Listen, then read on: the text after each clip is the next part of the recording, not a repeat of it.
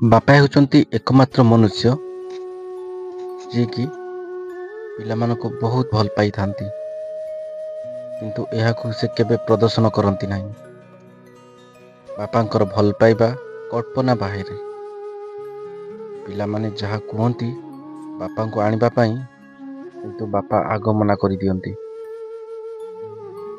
ପିଲାମାନଙ୍କୁ ସେହି ବିଷୟରେ ଅବଗତ କରେଇଥାନ୍ତି, ଯେମିତିକି ବଡ଼ ହେଲେ ମୋ ପିଲାମାନେ କାହାକୁ ହାତ ପାତିବେ ନାହିଁ କି କାହା ଉପରେ ଭରସା କରିବେ ନାହିଁ।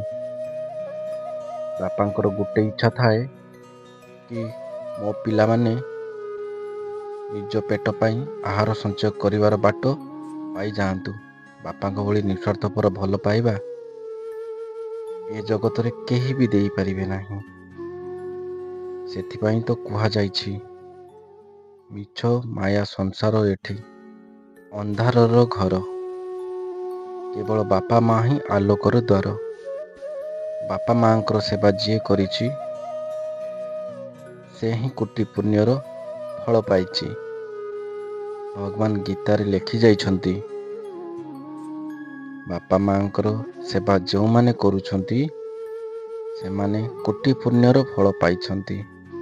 ତ ଦର୍ଶକ ବନ୍ଧୁ, ଆପଣମାନଙ୍କ ଭିଡ଼ିଓଟି ଭଲ ଲାଗିଥିଲେ ଲାଇକ୍ ଟେ କରିଦିଅନ୍ତୁ।